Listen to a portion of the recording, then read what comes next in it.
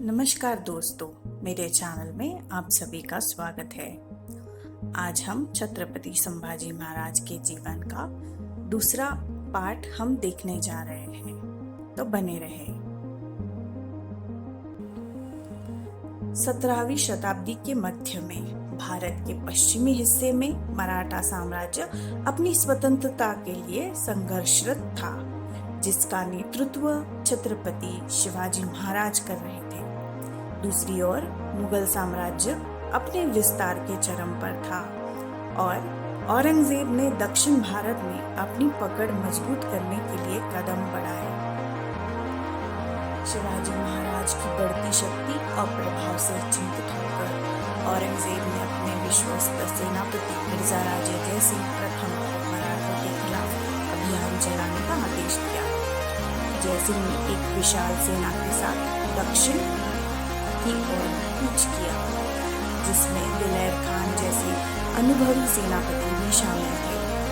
उनका लक्ष्य था मराठा किलों पर कब्जा करना और छत्रपति शिवाजी महाराज को समर्पण के लिए मजबूर करना। जयसिंह की रणनीति के तहत मुगल सेना ने मराठा क्षेत्र में तेजी से आगे बढ़ते हुए छोटे किलों पर कब्जा जमाना शुरू किया। इस अभियान के दौरान उन्होंने पुरंदर किले की ओर रुख किया, जो रणनीतिक दृष्टि से अत्यंत महत्वपूर्ण था।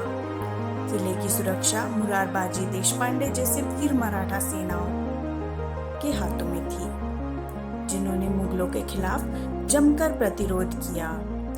मुरारबाजी की वीरता ने दिलेर खान को प्रभावित किया, जिसने उन्हें मुगल सेना में शामिल होने का प्रस्ताव दिया, लेकिन मुरारबाजी ने इसे ठुकरा दिया और वीरगति को प्राप्त हुए।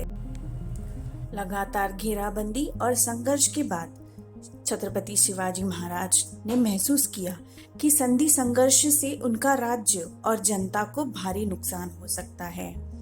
उन्होंने कूटनीतिक मार्ग अपनाने का निर्णय लिया और राजा जयसिंह के साथ संधि वार्ता के लिए सहमत हुए। 11 जून 1665 को पुरंदर की संधि पर हस्ताक्षर हुए, जिसमें निम्नलिखित शर्तें तय की गई। किलों का हस्तांतरण।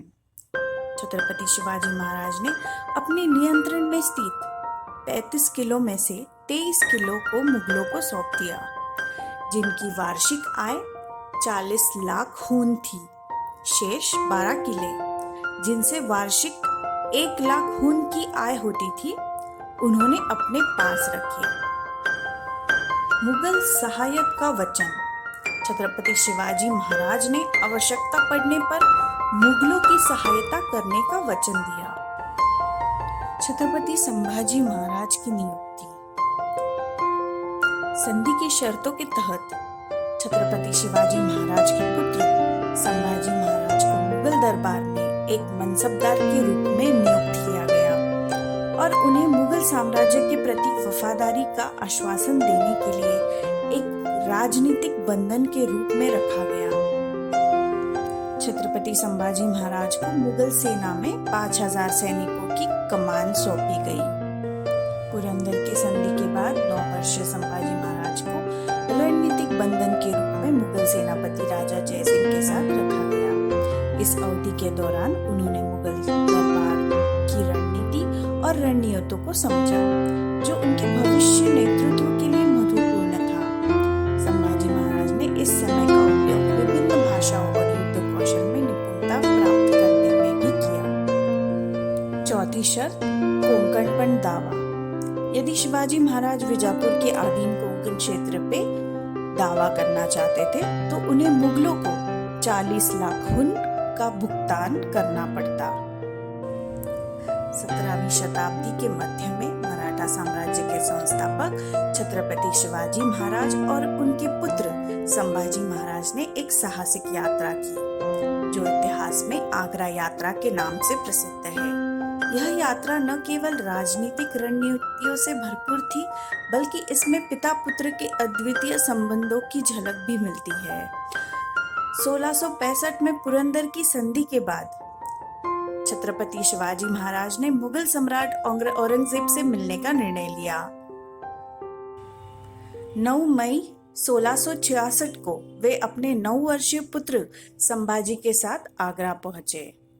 शिवाजी महाराज को विश्वास था कि यह मुलाकात मराठा मुगल संबंधों में नई अध्याय की शुरुआत करेगी। आगरा के राजसी दरबार में छत्रपति शिवाजी महाराज और उनके बेटे संभाजी का स्वागत किया गया, लेकिन जब औरंगजेब ने शिवाजी महाराज को उचित सम्मान नहीं दिया और उन्हें दरबार में पीछे के पंक्ति में खड़ा किया, वे शिवाजी महाराज ने अपनी नाराजगी प्रकट की। उन्होंने इसे अपनी और मराठा सम्मान की अवहेलना माना। इस घटना के बाद औरंगजेब ने छत्रपति शिवाजी और उनके बेटे संभाजी को नजरबंद कर दिया। यह स्थिति अत्यंत तनावपूर्ण थी, लेकिन छत्रपति शिवाजी महाराज ने धैर्य नहीं खोया। इस कठिन परिस्थिति से निकलने के लिए छत्रपति शिवाजी महाराज ने एक चतुर योजना बनाई। उन्होंने बीमार होने का बहाना किया और नियमित रूप से ब्राह्मणों और साधुओं को मिठाई और फल भेजने लगे ताकि वे जल्दी ठीक हो सके। शुरुआत में पहरेदार इन टोकरियों की जांच करते थे, लेकिन नियमितता के कारण उन्होंने सतर्कता कम कर दी। 19 अगस्त 1666 को छत्रपति शिवाजी महाराज और उनके पुत्र संभाजी महाराज ने इन फलों की टोकरियों में छिपकर किले से बाहर निकलने की योजना बनाई। छत्रपति शिवाजी महाराज के एक विश्वसनीय सहयोगी हीरोजी फर्जंद ने शिवाजी महाराज का वेश धारण किया और उनके बिस्तर पर लेट गए ताकि पहरेदारों को संदेह न हो। टोकरियों में छिपकर छत्रपति शिवाजी महाराज और संभाजी महाराज किले से बाहर निकलने में सफल रहे। बाहर निकलने के बाद वे एक गांव पहुंचे, जहां उनके विश्वसनीय सहयोगी नीरजी राव जी उनका इंतजार कर रहे थे। इस प्रकार उन्होंने मुगल कैद से अपनी स्वतंत्रता प्राप्त की और मराठा साम्राज्य की स्वतंत्रता की रक्षा की। किले से बाहर निकलने के बाद वे गुप्त मार्ग से मथुरा की ओर बढ़े।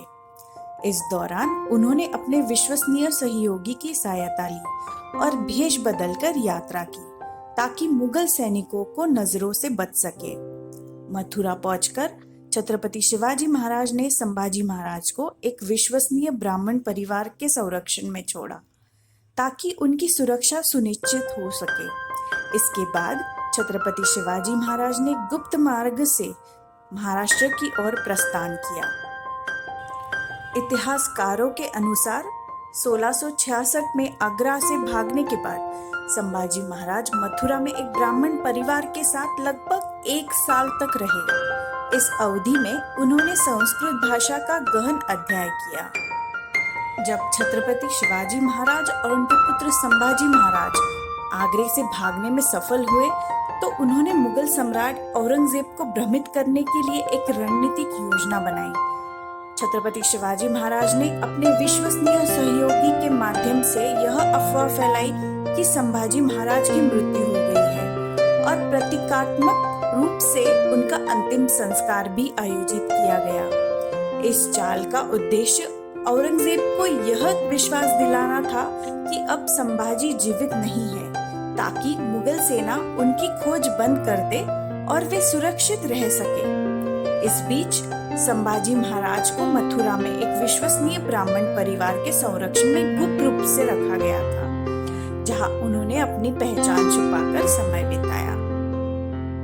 मथुरा में लगभग 1 वर्ष बिताने के बाद संभाजी महाराज ने गुप्त मार्गों और विश्वसनीय सहयोगी की सहायता से महाराष्ट्र की ओर प्रस्थान किया।